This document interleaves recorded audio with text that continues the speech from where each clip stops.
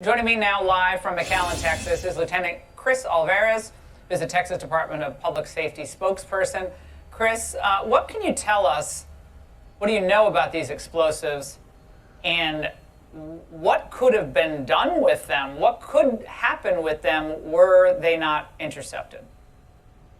All right, Laura. So good evening. Of course, as you mentioned earlier, that's very disturbing, very shocking when you see images and when you know for a fact that now we are finding explosives as a law enforcement agency. We're finding explosives that are being left on the U.S. side in Texas, which right there in that picture you see for yourself, Border Patrol recovered that particular explosive, but also the video you saw, that's an actual gun battle that was taking place right across the river, which is known as Fronton Island, which is an island that we've been able to occupy, because of the General Land Office through Commissioner Don Buckingham, who gave us the authority to take control of this 170-acre island. Now, because of that, we are able to capture all these events that are taking place just within 100 yards, within several hundred yards from the island across in Mexico, which is the most violent area along the Texas-Mexico border. So now that we're there operating 24/7, we are capturing these gun battles and now hearing explosives that are being detonated right across the river. It makes it a very dangerous and volatile situation when you know the cartels, and we know for many years the cartels have been operating in that specific area because they're fighting for lucrative smuggling and drug smuggling routes. And now you have explosives in the mix that makes it more dangerous. So, of course, if we weren't there to capture these types of events, the American people would not know what's taking place and how serious these threats are and how close these threats are to the border. Well, I want you to listen to the White House's response to questions about terrorists who've been able to infiltrate the U.S. through the southern border. Watch this. Is it possible that somebody who wants to commit a terrorist attack during a time of elevated threat crossed the southern border into the United States already? I couldn't possibly answer that question, Peter. All I can do is tell you that we have remained vigilant. Okay, Chris, your response to that. They're recovering makeshift explosives. They can't even say it's possible that we're vulnerable to potentially a devastating terror attack because of their purposeful efforts to leave the border open. Laura, we know for a fact there has been an elevated threat for the past 3 years because of an unsecured border. And the fact that the federal government has shown complete neglect to protect the American people and secure the border, that just shows how irresponsible they are to actually acknowledge the fact that we have problems, we have a serious threat at the border. We look back all the comments that have been made by the federal government when they say the border is secure, the border is closed, that we have done more than anyone else to secure the border. We know that's completely false. The state of Texas is doing more. The state of Texas is doing more than anyone else right now, Laura, and we see that right now firsthand. Now, if it wasn't for us actually showing these images, the American people would not know the threats that are taking place, especially when you take into account the number of suspected terrorists that have been encountered at the border. Yeah, they're fighting against Texas. They don't want Texas to reveal this information because then, it's all exposed. But Chris, I have some shocking news tonight. ICE says that a Venezuelan illegal failed to disclose a homicide conviction to Border Patrol back in July and was released into the United States with a notice to appear, of course, at an ICE office. Shocker, he did not appear. But guess where they finally arrested him? Living in state-provided housing on Joint Base Cape Cod. Chris, that's one individual. He hadn't committed a brutal crime, but how many others are out there in the 8 million or so? Exactly, great point. So of course, that's just another individual that was able to get by and was released to the country. Now, take into account the number of gotaways, 1.6, 1.7 known million gotaways that have been reported. Of course, the number is much higher. That's just based off an estimation.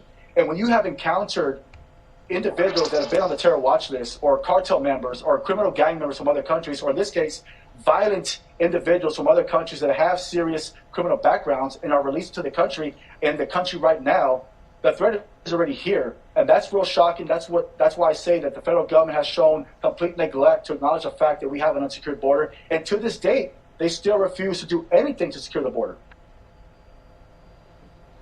Chris, Americans across the country know what's going on. I hope they take their views to the ballot box next year. Thank you. Hey, Sean. Hey there, Patriots. This is True Outlaw Patriot coming at you with another one. what you just saw was put out by Fox, of course, because all the other mainstream media outlets won't put this stuff out.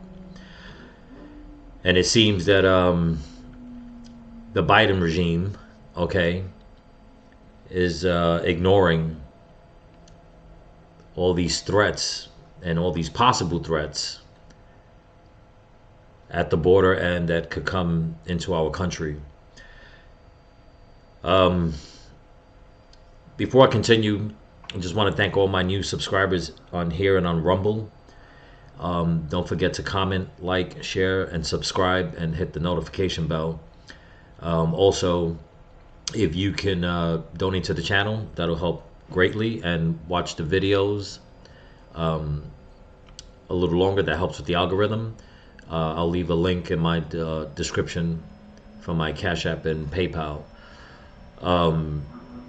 So with that being said, it seems what Laura Ingraham said is true, and what the sheriff said is true.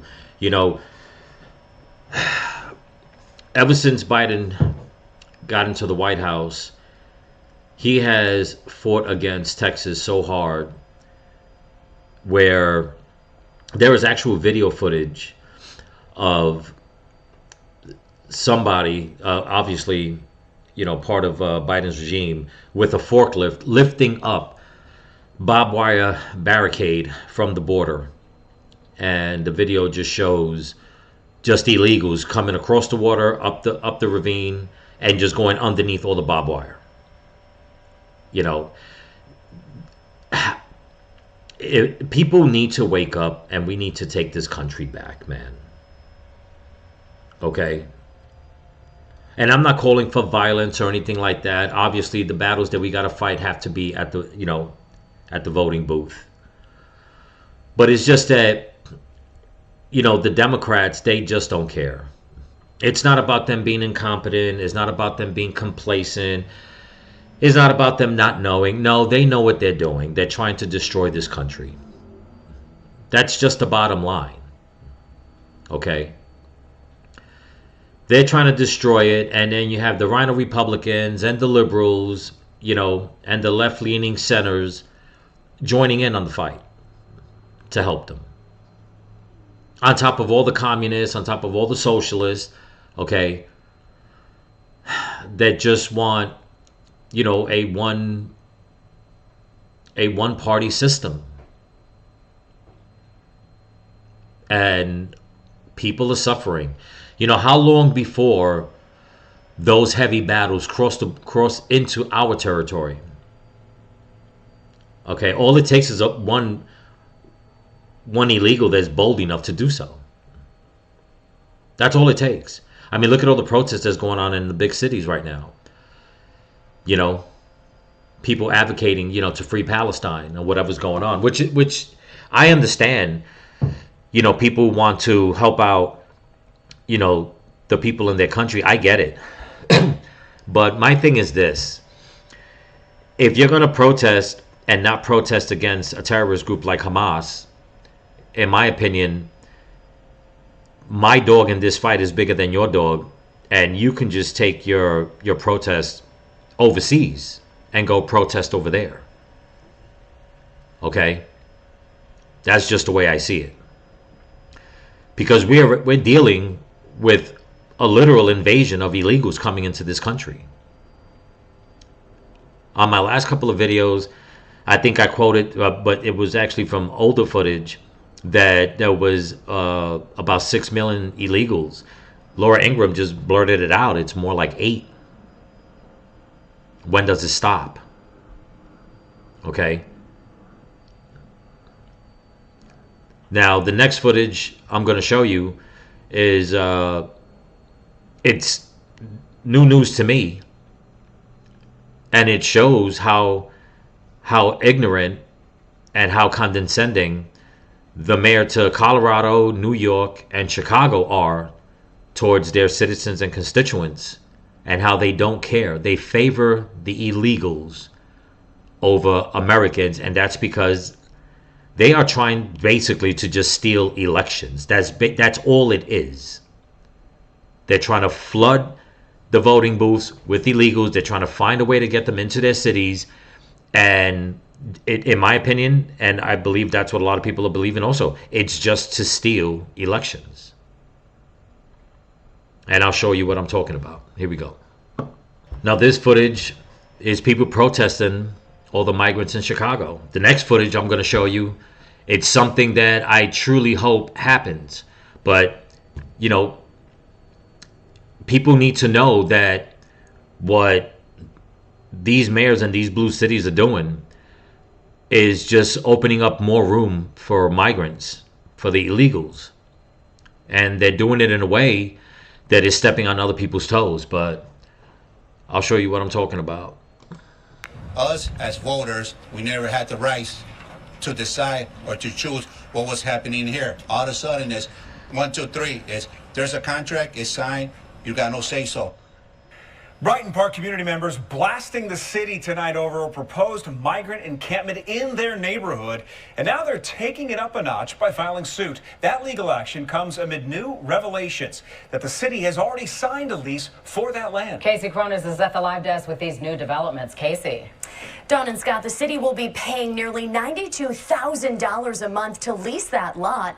Officials with the mayor's office say they have not made a final decision on the encampment, but neighbors want the idea nixed altogether. The signs and sounds near 38th in California are becoming bolder and louder by the day. A vacant plot of land, now a major point of contention. It's where the city is looking to house up to 2,000 new arrivals in a temperature-controlled encampment built by Garda World. Let's make one thing clear first. The local residents are not against the migrants. We're against the city of Chicago for their actions. Neighbors who... Okay, you see, right then and there, like I've been saying, I have a problem with that. They need to stop saying we don't have a problem with the migrants, but this is what we want. That is just fuel for these governors and mayors in these blue states to do what they want. You're either for it 100% or you're either against it 100%. There should be no middle line. And when you have people protesting, I get it. Okay? But then you come out and say we have nothing against them. It's the way the city's doing it. It's the way the city's spending money. If you don't put your foot down and say, send them back. We don't want them here. We want our taxes used for our benefit because we're the ones working and paying into it. If you don't talk like that and stand by those words, stand by those convictions, then there's no reason to protest. Okay? And I'm not understanding, it's like, if there's 10 people that are against this, but 2 or 3 of them is using that verbiage saying, we have nothing against the migrants, but we want to know what's going on with the money, or we want more money, put back into our communities ourselves, you're defeating the purpose. But let's continue. Say they only found out about the plan when they saw construction crews on site are now suing. And while the city says it's still in the process of environmental assessments to rule out any issues with the land, neighbors are calling the safety of the site into question. This place behind me was contaminated from years back, okay? They tried to put a school, they tried to put a park, they never could have. Some are also voicing concern over a possible uptick in crime with so many new neighbors living in one place. Police have already said, even though there were initially commitments to other communities there'd be 24-hour policing, that they're understaffed. But the city says it's at a critical point in its mission of getting people into shelter before winter strikes. And you see, that right there in itself shows that these Democratic officials don't care. They talk so much about, we care for the migrants because, they're asylum seekers and this and that. And yet they're taking tens of billions of dollars statewide of taxpayer money, taking it away from their constituents, giving it to illegals, and still not having a 100% plan to do the right thing for them. Why? Because a lot of that money, if not half, more than half, is lining pockets, is being laundered. Okay? And all these contractors that are taking all these jobs, I tell them straight out, shame on you. Shame on all you contractors that are doing this dirty work. Okay? All under the guise of saying, well, we're trying to get jobs for the middle class. No, you're not. You're taking away jobs from the middle class. You're taking away taxpayer money from the middle class. And you're helping these corrupt political officials allow all these illegals into the country and bring in all the chaos that comes along with it. Okay? I mean, it's getting so bad that even in Denver, okay, Denver is sending their illegals to Chicago. But here's the thing. This goes to show you how these Democrats work. Denver is sending their illegals to Chicago and other states, but yet the mayor to Denver, the mayor to New York, and the mayor to Chicago were all going to D.C. to speak to Biden about getting more financial aid to help with the migrant crisis. You would think they would go there and go to him and say, shut the border down, but that's not what they want. I'll show you what I'm talking about. Here we go. Taking Denver's migrant crisis to the steps of the White House, Mayor Mike Johnston joined Chicago's mayor to meet with White House leaders and members of Congress yesterday, pushing for federal action. More than 100 migrants arrived in Denver today, so the city now has served more than 26,000 people since the end of last year at a cost of nearly $2 million per week. Tonight, Denver 7's Claire Lavazorio is telling us about a hotel shelter closure, despite the increase in people needing help. When this hotel closes on Monday, about 30 migrants will be transferred to 4 other shelters across the city. I talked to one woman here from Venezuela who says she has a short-term plan, but no long-term solution for a place to stay. After a 3-month journey through the jungle, this woman from Venezuela is one of 2,000 migrants now living in Denver. We're getting by day, searching and getting used to life here because it's very difficult as well, the English language, the city, the cold, but we'll get there. She's staying at the Comfort Inn in North Denver, one of 5 hotels being temporarily used as shelters for migrants. Though numbers are still high, the city says 108 people arrived in Denver Friday. The city will stop using the Comfort Inn as a shelter next Monday. Denver's Mayor Mike Johnston led a group of mayors this week. Okay. This is just ridiculous. But look at all the money that they're spending. And now they're going to take them out that Comfort Inn hotel and scatter them to other shelters. Now, here's the mayor to Chicago, the mayor to New York, and the mayor to Denver. Okay? All having a kumbaya moment at the White House to get more money, more taxpayer money now. Okay, because they're using the money they're using from the taxpayers from the city, but now they're going to use whatever money they can that the government's going to give them that is from the citizens of the country itself, all that tax money collected, to give to hundreds of thousands of illegals. Money, food, shelter, clothing, cell phones. I mean, you name it, they're getting it. Instead of saving money and saying, you know what, no, it's cheaper just to send them back. You know, this whole fallacy about, you know, we're doing this because we really care for these asylum seekers, as they put it.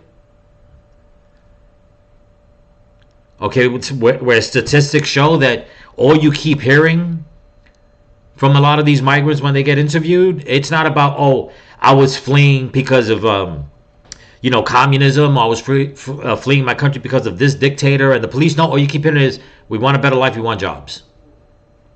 Or they're running from, the gang activity, the crime. But yet, all that crime is crossing the border into our country. Because they're not vetting all these gang members and all these, cartel members or whatever the case is. And what gets me is that before Governor Abbott and DeSantis decided to say, you know what, this is what we're going to do. Since you want them, we're going to send them to your city. Before that happened, these mayors didn't get together. Oh no. They left it up to the governors and mayors in the red states to do it their way, and then try to flip it around and say, oh, you're all a bunch of racists, you hate them, and this and that, and now they can do it, and they want to go to the White House and ask for money? They're all wicked and evil. But let's continue.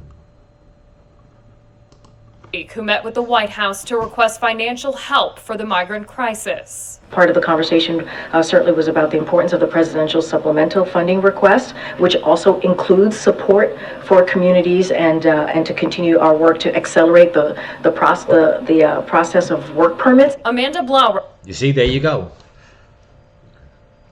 To help the communities, i.e. the illegal immigrant communities, and to get them work permits. It's like, why, I've met so many people that have come here legally, and they waited years to get citizenship, to get work permits, to get visas. I mean, they had to jump through hoops. That if you didn't know any better, you thought they were struggling just like any other average American that's struggling.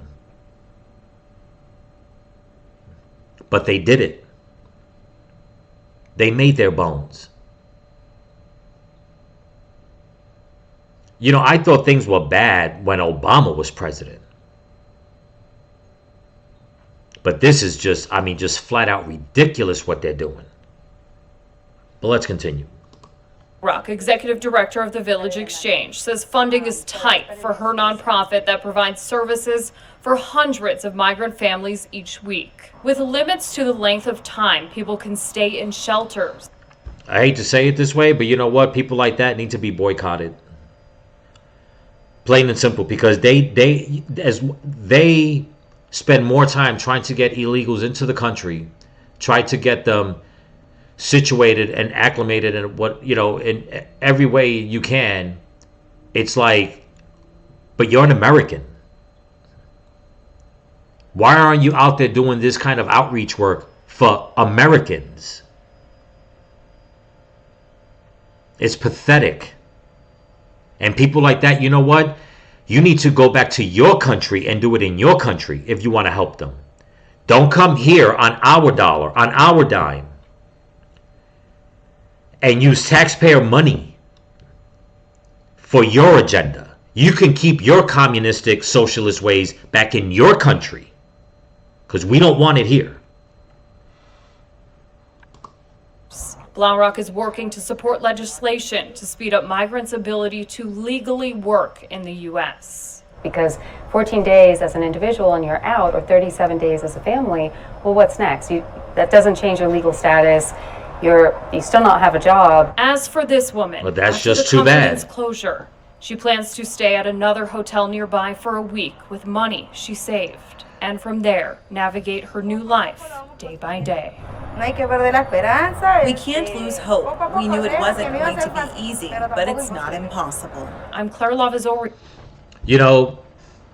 It is just totally heartbreaking, because I do believe that a lot of them that are coming here are, trying to do things on the up and up and for a better life. But we can't, since right now the Biden regime doesn't want to vet anybody, then we can't go picking and choosing and saying, you know what, this one stays, this one goes. In my opinion, they all need to be sent back, or if not, sent back over the border, everybody get back online, and then start vetting them one by one. It'll be cheaper and it'll be safer. Okay? And I know a lot of people may get upset at this, but no, you can get upset all you want. But if this continues, we're not going to have a country that we can call home, where we can still have all of our American constitutional laws and values. And people in Chicago are getting fed up. And I've been saying it for the longest, for months now. okay, that if Chicago or New York turns red, there'll never be another Democrat in the White House for a very, very long time. And this is how serious this is getting. How the people feel in Chicago.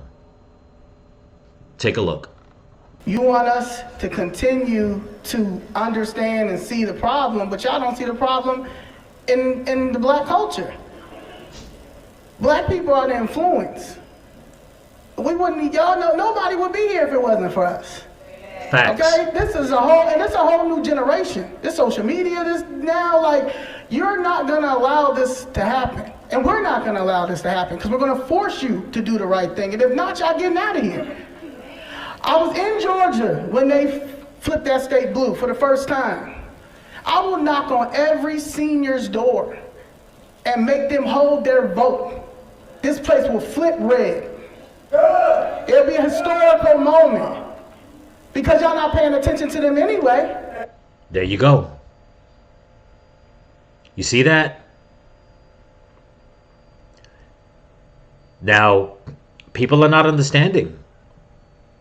These politicians, they know what they're doing. They know that they need to let in more and more illegals because they are trying so hard to find a way for them to be able to vote.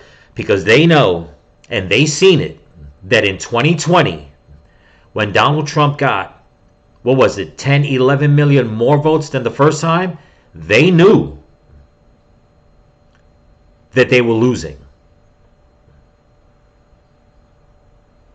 Okay? And that's why, first day on the job, Biden shut down every Donald Trump policy there was, and he opened that border wide. So they don't care about their constituents. They don't care about the illegals. They care about the votes, power, money, and control.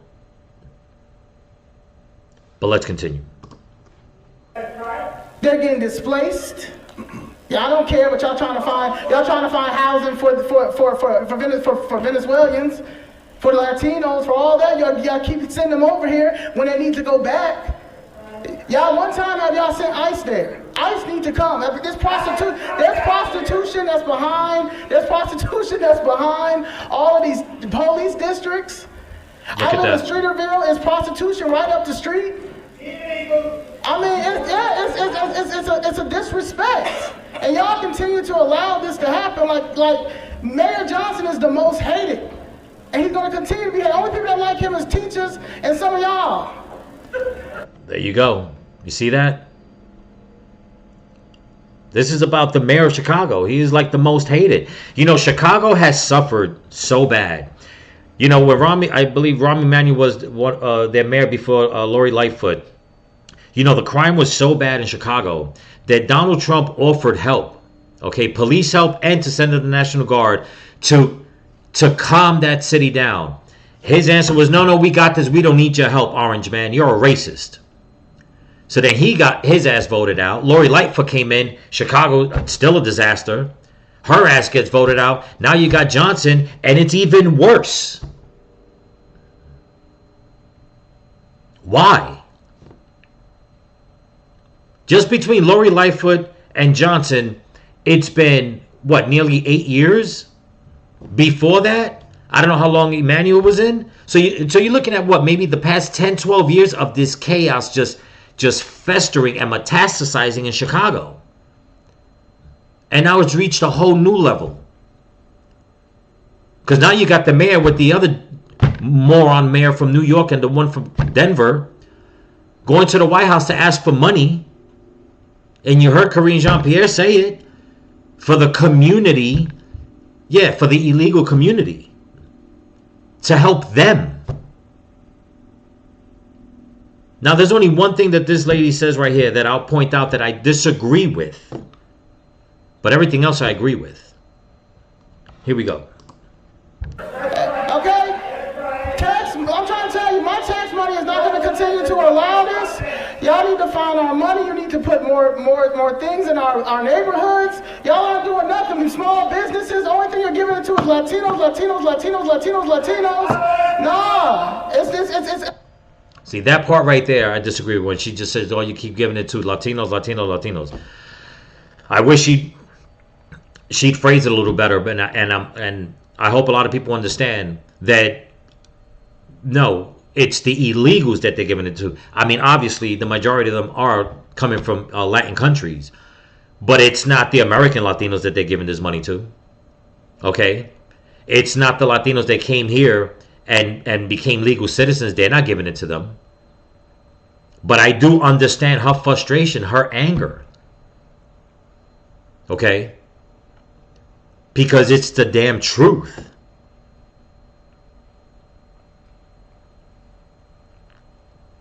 Now, if people are not understanding that and all these organizations, think that what they're doing is right, they're wrong. They're leaving the black communities behind. Okay? They're leaving the low-income communities behind. The American Latino communities behind. Okay? It's a danger to the black community, the white community, the Latin community, the Asian community, any American community. It is a danger. And it's costing money. It's literally costing lives. So many illegals have committed some heinous crimes in this country for so long. I mean, look at you hear what she's saying. There's prostitution going on.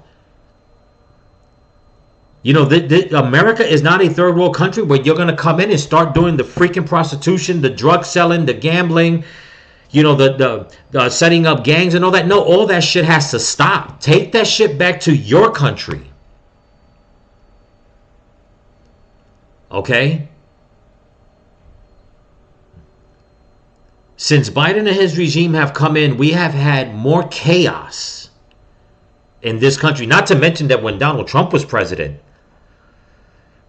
the way the leftist, communist, socialist Democrats will let all these groups, Black Lives Matter, Antifa and all that, and just, let them go out and just destroy and burn down stores and businesses and commit murder and just, it was out of freaking control. And now finally you got a Democrat in the White House, and it's 10 times worse. So people, whoever is watching this that disagrees with me, please explain to me in a comment. How in the hell are things better under a Democrat president? How are things better in these blue cities? They have gotten worse. When Donald Trump was president, he was trying to lift up the whole country. Even the blue cities, because he was offering help to the blue cities with more police intervention so they could clean up the crime, and they didn't want it. They were like, no. If he was such a damn racist, why would he bother? Because that's what the left wants you to think. And here you are. Here it is right here. You all can see this. This is where Chicago's at. That a person like this is so fed up that she's like, we'll go knocking on doors. We'll flip this city red. We'll flip this state red. Excuse me. And this is why the Democrats know that they're losing the black vote. Because they've kept all their broken promises. That they did. All the broken promises, they've kept up to that. Nothing but broken promises. So what they're trying to do, they're trying to flood the country to try to get the Latin vote. But what they're not understanding, they're losing that too. And what they're really going to lose, if they try to get a lot of these illegals to vote Democrat, they're going to lose also. You know why? Because they won't shut the border. More and more are coming in. They are losing ground because they have nowhere to stay, no jobs, nothing like that. So they're losing hope. And they're coming from all these communist countries.